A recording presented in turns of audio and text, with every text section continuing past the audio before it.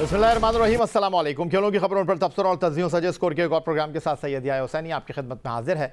चंद दिन कबल गॉल के इंटरनेशनल स्टेडियम में पाकिस्तान क्रिकेट टीम ने मेज़बान श्रीलंका को अपनी बेहतरीन परफॉर्मेंस के बाद शिकस्त से 2-4 किया था और अब दूसरे टेस्ट में इसी मैदान पर पाकिस्तान टीम पहली इनिंग में ऑफ कलर नजर आई।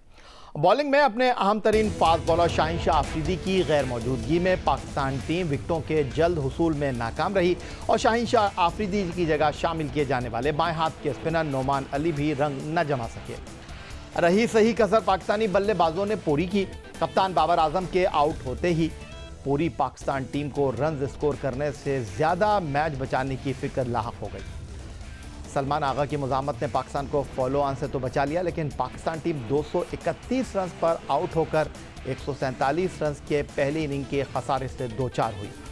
अब इस खसारे के साथ साथ शिकस्त से बचाना पाकिस्तान टीम के लिए मैच को एक बड़ा चैलेंज बन गया है। साबिक श्रीलंकन कप्तान और ऑस्ट्रेलिया के खिलाफ होम सीरीज से इनफॉर्म बैट्समैन दिनेश चंदीमल दूसरे टेस्ट मैच में भी पाकिस्तानी बॉलर्स के लिए दर्द सन बन रहे थे। गॉल में होने वाले दूसरे टेस्ट की पहली इनिंग में 80 रन की इनिंग ने उन्हें सीरीज़ में टॉप स्कोरर बना दिया है। इस मरतबा श्रीलंकन ओपनर ने भी कप्तान के टॉस जीतकर बैटिंग करने के फैसले पर मोहर सब्त की और उनके दरमियान 92 रन की शराकत इस बात का सबूत है। और फिर विकेट कीपर डिकवेला के 51 और रमेश मेंडिस की 35 रन की इनिंग ने श्रीलंका को 378 रन के बड़े मजमूए तक पहुँचा दिया। श्रीलंका की 378 रन की इनिंग में जहां मेज़बान बल्लेबाजों ने अपना हिस्सा डाला, वहीं पाकिस्तानी कप्तान बाबर आजम ने भी इस स्कोर तक पहुंचने के लिए कैचेस ड्रॉप करके श्रीलंका का बड़े स्कोर तक पहुंचना आसान बना दिया। पहली इनिंग के 52वें ओवर में नोमान अली की गेंद पर कप्तान बाबर आजम ने एंजेलो मैथ्यूज़ का आसान कैच ड्रॉप किया। उस वक्त श्रीलंका का स्कोर 3 विकेट पर 181 रन था। बाबर आजम ने दूसरा कैच 82वें ओवर में स्लिप में ड्रॉप किया। नसीम शाह की गेंद पर डिकवेला स्लिप में कैच दे बैठे थे। उस वक्त श्रीलंकन टीम 6 खिलाड़ी के नुकसान पर 300 रन बना चुकी थी। What is going on? Commentator Babar Azam के पहली इनिंग में कैच ड्रॉप करने पर सवाल उठा रहे थे और कुछ ऐसा ही दूसरी इनिंग में भी देखने में आया जब बाबर आजम स्लिप में श्रीलंकन बैट्समैन का कैच लेने में नाकाम रहे। इस वक्त टेलीफोन लाइन पर हमें ज्वाइन कर रहे हैं पाकिस्तान के टेस्ट फास्ट बॉलर क्रिकेट के सिकंदर बख्श साहब और उनके साथ मौजूद हैं रोज़नामा जंग कराची के cricket correspondent senior sports journalist Abdul Majid Bhatti sahab. दोनों को गुफ्तगू का हिस्सा बनाते हैं। आप सिकंदर बख्श साहब, बाबर आजम बड़े सेफ हैंड फील्डर तस्वुर किए जाते हैं और हालिया अरसे में जिस तरह की उनकी कारकर्दगी रही है, वाइट बॉल क्रिकेट में वो इंटरनेशनल क्रिकेट काउंसिल की रैंकिंग में आप पहले नंबर के बल्लेबाज हैं, बट टेस्ट क्रिकेट में वो टॉप 3 में शामिल नहीं है और उनको भी इस बात का इदराक है और वो कह रहे हैं कि मैं अपनी कारकर्दगी को रेड बॉल क्रिकेट में भी अच्छा करूँगा। लेकिन एक कप्तान अगर कैच गिरा दे तो क्या मतलब लिया जाए? क्या वो दबाव में है? क्या वो कुछ और सोच रहा है? या देखो, कैच तो छूटते रहते हैं। ये मतलब है कि हो सकता है कप्तानी का भी दबाव हो उनके पर, उनका दिमाग चल रहा हो उस वक्त, उनका जहन किसी और तरफ हो, निगाहें कहीं और हो। होता है ना कि एक कप्तान है, वो सोच रहा है कि मैं क्या करना है, मैंने किस तरह आउट करना है, मैंने कैसे इनको कंट्रोल करना है, उसमें वो कैच छूट जाते हैं। ऐसी कोई बात नहीं है, मगर आपकी ये बात सही है कि कप्तानी का एक प्रेशर जरूर होता है जिसकी वजह से कैच जरूर छूटते हैं। मगर देखें, कैच तो छूटते रहते हैं। मगर जो शुरू में आपने एक बात की कि शाहीन अफरीदी नहीं खेल रहे, तो अगर आप हमारे प्रोग्राम आप खुद हमारे साथ करते हैं कि हर प्रोग्राम में पिछले 2 साल से हम कह रहे हैं कि भाई उनका बॉडी लोड कम करें, उनको थोड़ा रेस्ट दें। तो पाकिस्तान की टीम में एक अफलातून है या पाकिस्तान क्रिकेट बोर्ड में है कोई अफलातून जो कहता है कि उनको मुसलसल बॉलिंग करती रहनी चाहिए, कोई रेस्ट की जरूरत नहीं है, वो फिट रहेंगे। तो मुझे खुदा के वास्ते उस बंदे का नाम चाहिए ताकि मैं उसको एक मिठाई का डिब्बा भिजवा दूँ कि भाई बहुत बहुत शुक्रिया आपका कि वो मुसलसल बॉल कराते रहे। ये दुनिया का वाहिद अफलातून होगा जो पूरी दुनिया की जो क्रिकेट की थ्योरीज है उसको गलत साबित कर रहा है और उसका नतीजा आपके सामने है। हमें ये जरूर देखना चाहिए कि ऐसा क्यों हुआ। जहाँ तक कैच ड्रॉप होने का है, या ये तो होते रहते हैं, ये तो खेल का हिस्सा है, होने नहीं चाहिए मगर होते हैं। बड़ों बड़ों से कैच छूटते हैं, मगर हमें असल तो ये देखना है कि जी हम अपने प्लेयरों का जो वर्कलोड है उसको क्यों नहीं कम करते। क्या हमारे लड़के डरते हैं कि वो मैच से बाहर नहीं बैठना चाहते? तो इस चीज़ से ज़्यादा गौर करना चाहिए। कैच ड्रॉप तो चलता रहता है। आप कहते हैं ये पार्ट एंड पार्सल है, क्रिकेट के खेल में कैचेस होते भी हैं, ड्रॉप भी होते हैं। मान ली आपकी बात, इस गुफ्तगू में अब माजिद भट्टी को भी शामिल कर लेते हैं। माजिद भट्टी साहब, किस हद तक आप इत्तेफाक करेंगे या आप कुछ और सोच रहे हैं? जैसे बाबर आजम शायद कुछ और सोच रहे थे। एक कप्तान तो सोचता ही है, हर वक्त उसका जहन चलता रहता है, नहीं चलेगा तो फिर मामला कैसे आगे बढ़ेगा। लेकिन बाबर आजम पहली इनिंग में 2 कैच गिरा बैठे, दूसरी इनिंग में फिर उनसे कैच ड्रॉप हो गया, तो क्या हो रहा है?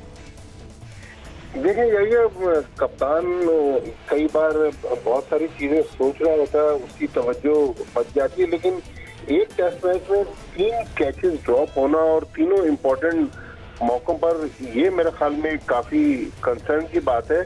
लेकिन बात सिक्कू भाई सही कह रहे हैं कि ये खेल का हिस्सा है, लेकिन खिलाड़ी का अनफिट होना भी देखिए खेल का हिस्सा है। चाहे उसका वर्कलोड उन्होंने मैनेज किया या नहीं किया, लेकिन अब सवाल ये है कि हसन अली को बार बार जो टीम मैनेजमेंट मौका दे रही है, ये भी मेरे ख्याल में दानिशमंदी नहीं है। हसन अली की अगर आप रेड बॉल में परफॉर्मेंसेस देखें तो इतनी अच्छी उनकी परफॉर्मेंस नहीं है। पहले टेस्ट मैच में भी हसन अली ने कोई बहुत अच्छी बॉलिंग नहीं की, लेकिन पता नहीं टीम मैनेजमेंट हारिस रऊफ को बार बार साथ लेके चल रही है। देखिए, अंग्रेजी में कहते हैं ना कि every day is not Sunday. तो पिछले मैच में तो पाकिस्तान ने 342 रन चेज कर लिए, लेकिन अब इस स्टेज पर जबकि 323 रन की श्रीलंका की लीड हो गई है और अभी उनकी 5 विकेटें बाकी है, सिर्फ एक वजह है जिसकी वजह से ये पाकिस्तान अब टेस्ट मैच बचा सकता है। अल्लाह करे कि पाकिस्तान अपनी बैटिंग से भी बचा ले। आज भी देखें, तकरीबन को 1.25 घंटे का खेल बारिश से जाया हुआ है। चौथे दिन भी बारिश की फोरकास्ट है और इंडियन ओशन के किनारे ये बॉल का इंटरनेशनल क्रिकेट स्टेडियम है। उम्मीद यही है कि कल का सारा दिन बारिश में गुजर जाए, फिर शायद पाकिस्तान को मैच बचाने का मौका मिल जाए। अदरवाइज मुझे नहीं लग रहा कि ये सीरीज ड्रॉ ना हो जाए, क्योंकि पिछला मैच तो हमने जीत लिया, लेकिन हर बार 300+ रन इस स्पिन विकेट पर चेज करना मेरे ख्याल में आसान नहीं है। अब्दुल माजिद भट्टी और सिकंदर बख्श साहब हमारे साथ मौजूद रहेंगे और तबसरे और तज़िये उनके प्रोग्राम में शामिल करेंगे। बात कर लेते हैं पहले टेस्ट मैच में पाकिस्तान की फतह के हीरो अब्दुल्ला शफीक की। तो पाकिस्तान की पहली इनिंग में इस मरतबा वो खाता खोले बगैर ही पवेलियन लौट गए। पाकिस्तान की सीरीज़ में टॉप स्कोरर कप्तान बाबर आजम से तवक्को थी कि वो भरपूर ज़िम्मेदाराना इनिंग खेलकर सूरत हाल को संभालेंगे, लेकिन वो 16 रन पर आउट हुए। तो बकिया टॉप ऑर्डर भी मेंडिस और जयसूर्या का शिकार होने लगे। पाकिस्तान की टीम 88.1 ओवर के खेल में 231 रन पर पवेलियन लौट गई। रमेश मेंडिस ने 5 खिलाड़ियों को आउट किया। श्रीलंका के खिलाफ टेस्ट सीरीज़ के पहले मैच में पाकिस्तान क्रिकेट टीम ने ऑलराउंडर आगा सलमान को डेब्यू कराया। पहले टेस्ट में आगा सलमान कोई रंग ना जमा सके, लेकिन दूसरे टेस्ट की पहली इनिंग में जब पाकिस्तान टीम मुश्किलात का शिकार थी, उस मौके पर आगा सलमान ने 126 गेंदों का सामना करते हुए 4 चौकों और 1 छक्के की मदद से 62 रन की इनिंग्स खेली। एक मरतबा फिर अपने एक्सपर्ट की जानिब रुख करेंगे। अब माजिद भट्टी साहब, आगा सलमान ने पहला टेस्ट मैच खेला, ना बॉलिंग ना बैटिंग, दोनों शोबों में उनके ऊपर काफ़ी तनकीद हुई, लेकिन ठीक है, उन्होंने पहली इनिंग में पाकिस्तान की सेकंड टेस्ट मैच की निफ सेंचुरी स्कोर की है। लेकिन पहले टेस्ट मैच में हमने फवाद आलम की कुर्बानी दी, दूसरे टेस्ट मैच में हमने साबिक कप्तान 95 टेस्ट मैच खेलने वाले अजहर अली की कुर्बानी दी। नो डाउट आगा सलमान ने रन तो कर लिए, लेकिन उनके टीम में खेलने से आपका जो बैटिंग ऑर्डर है वो तहस नहस हो गया। इत्तेफाक करेंगे इस बात से? देखिए, सलमान अली आगा ने प्रेशर में सेकंड इनिंग में बैटिंग तो बहुत अच्छी की है, और वो जहां पर कल आखिरी गेंद पर आउट हुए थे, मेरे ख्याल में वहां पर सलमान अली आगा से ज्यादा अंपायर रॉड टकर जो थे उनका कसूर था। वो जो हेलमेट का वाइजर था उनको काफी प्रॉब्लम कर रहा था, वो चेंज करना चाह रहे थे, लेकिन अंपायर ने उनको चेंज करने नहीं दिया। वो शायद उसी में उनकी तवज्जो हटी और वो आउट हो गए। लेकिन मुझे ऐसा लग रहा है, या हो सकता है कि मेरा सोचने का जो अंदाज है वो लोगों से इत्तेफाक न करें कि टीम मैनेजमेंट अब चाहती है कि ये सीरियल जो है अजहर अली और फवाद आलम वगैरह, इनसे भी छुटकारा हासिल करें और बिल्कुल नई टीम उतारें। ये देखें, कभी फवाद आलम को बिठा रहे हैं, कभी अजहर अली को बिठा रहे हैं। सलमान अली आगा को फाइनली सेकंड टेस्ट मैच में उसने प्रूव कर दिया, फिर बॉलिंग भी उसने अच्छी कर दी। तो मुझे लग रहा है कि अब इन सीनियर प्लेयर्स, देखिए रमीज राजा के अगर आप पुराने इंटरव्यूज उठा के देख लें तो वो कभी भी सीनियर्स को लंबा रन देने के मूड में नजर नहीं आते। मोहम्मद हफीज ने चेयरमैन का मिजाज देखकर finally retirement daily international cricket से। शोएब मलिक वो भी मेरा ख्याल में पाकिस्तान के सर्किट में अब हमें वापस आते हुए इंटरनेशनल सर्किट में नजर नहीं आ रहे। मोहम्मद रिजवान की बैटिंग में खराब परफॉर्मेंस के बावजूद सरफराज अहमद को मौका देते हुए नजर नहीं आ रही टीम मैनेजमेंट। तो लग ऐसा रहा है कि शायद बाबर आजम और सकलैन मुश्ताक ये सोच रहे हैं कि अब बिल्कुल पुराने जो लोग हैं उनको एक एक करके खुदाफिज कह दें और नए लोगों के साथ आगे बढ़े। बिल्कुल आपकी बात अपनी जगह, लेकिन सिकंदर बख्श साहब ऐसा पहली मर्तबा नहीं हो रहा कि टीम मैनेजमेंट बोर्ड पुराने खिलाड़ियों को, सीनियर खिलाड़ियों को दीवार से लगाने की कोशिश करता है, लेकिन ऐसा ना हो कि उनके नीचे से ही तख्ता निकल जाए। या चेयरमैन की बात कर रहे हैं? नहीं, माजिद भट्टी साहब कह रहे हैं ये एक सोच उनको लगती है उनकी नज़र में कि जी माजी में रमीज़ हसन राजा सीनियर खिलाड़ियों के खिलाफ बयानात देते रहे हैं, उनकी सोच रही है। फिर मौजूदा मैनेजमेंट के बारे में भी उनका यही ख्याल है कि अब वो चाहते हैं कि जान छुड़ा लें। नहीं देखो, रमीज राजा की ये पक्की जॉब तो है ही नहीं, ये उनका मतलब घर की कोई इंडस्ट्री तो है ही नहीं कि जिस पे वो सारी जिंदगी बैठे रहेंगे। वो आएंगे, वो अपने हिसाब से क्रिकेट चलाएंगे, जो उनकी नॉलेज है। वो जो भी शख्स आता है क्रिकेट बोर्ड में, वो अपने क्रिकेट की नॉलेज, अपने क्रिकेट के जो भी उनकी IQ होता है उसके हिसाब से वो क्रिकेट चलाने की कोशिश करता है और वो उसका राइट होता है। जो क्रिकेटर होता है उसको ये एडवांटेज होता है कि हम कह सकते हैं कि ये क्रिकेटर है, इसको सब कुछ पता है। जो नॉन क्रिकेटर होता है उसके लिए हम हंसते हैं बैठ करके, यार उसने क्रिकेट तो जिंदगी में खेली नहीं और क्रिकेट को तो सही करने की कोशिश कर रहे हैं। तो जहाँ तक सीनियर खिलाड़ियों का है, सीनियर खिलाड़ी कभी ना कभी तो फेल होगा ना। जिस तरह मैं हमेशा कहता हूँ कि मौत बरहक है, इसी तरह किसी भी खिलाड़ी का रिटायर होना, टीम से निकलना भी बरहक है। वो कोई भी जिंदगी भर नहीं रहता, चाहे वो शोएब मलिक साहब हो, चाहे वो हफीज हो, चाहे वो शाहिद अफरीदी हो, सब छोड़ गए और सब छोड़ के जाना पड़ता है। इसलिए कि ये क्रिकेट है, क्रिकेट में रिटायरमेंट होती है, टीम से लोग ड्रॉप होते हैं, तो इसमें कोई हार्ड एंड फास्ट रूल नहीं होता। मगर ये होता है कि जब आप परफॉर्मेंस नहीं देते, अजहर अली ने मेरे ख्याल से पिंडी के मैच में 100 किए थे ऑस्ट्रेलिया के खिलाफ, उसके बाद वो फेल हुए तो उनको ड्रॉप कर दिया गया। आपके फवाद आलम ने जो है उससे पहले 300 किए हुए थे, उन बेचारों की 4 इनिंग फेल हुई, उनको ड्रॉप कर दिया गया। ये चीजें सही करनी है। आपने क्रिकेट के सिलेक्शन के स्टैंडर्ड्स को बराबर करना है, उनको एक जैसा रखना है। यहाँ पर गड़बड़ होती है, जब आप स्टैंडर्ड्स को दाएं बाएं करते हैं तो फिर लोग बातें करते हैं। अगर आप नहीं करेंगे तो वो वैसे ही चलेगा। मैंने तो आपको पहले भी कहा था प्रोग्राम में कि ये मैच उसको खिलाएं, अजहर को, ये उसका एक चांस दें कि भाई आप अपनी परफॉर्मेंस इंप्रूव करें, वरना फिर उसको आप खत्म करते। आपने बहुत जल्दी कर दी। सिकंदर बख्श और माजिद भट्टी हमारे साथ प्रोग्राम में शामिल रहेंगे। एक ब्रेक की तरफ बढ़ते हैं। पाकिस्तान और श्रीलंका की क्रिकेट टीमों के दरमियान गोल्ड टेस्ट मैच के 3 दिन के बाद मैच में श्रीलंका की मजमूई बढ़ती रही, 323 रन की है। दूसरी इनिंग में उनकी 5 विकेटें बाकी हैं। मैच में 2 दिन का खेल, 6 सेशन का खेल अभी बाकी है। बज़ाहिर ये टेस्ट मैच पाकिस्तान टीम के हाथ से निकलता हुआ लग रहा है, लेकिन क्रिकेट का खेल है जिसमें आखिरी गेंद जब तक न डिलीवर कर दी जाए कुछ कह नहीं सकते। क्रिकेट की तरह ये खेल रंग बदलता है और पहला टेस्ट मैच उसकी एक वाज़ेह मिसाल है, जहां 342 रन के हदफ के ताक़ुब में पाकिस्तान टीम ने तने तनहा अब्दुल्ला शफीक के नाकाबिल शिकस्त 160 रन की इनिंग के साथ नामुमकिन को मुमकिन बना दिया था। मिलते हैं ब्रेक के बाद।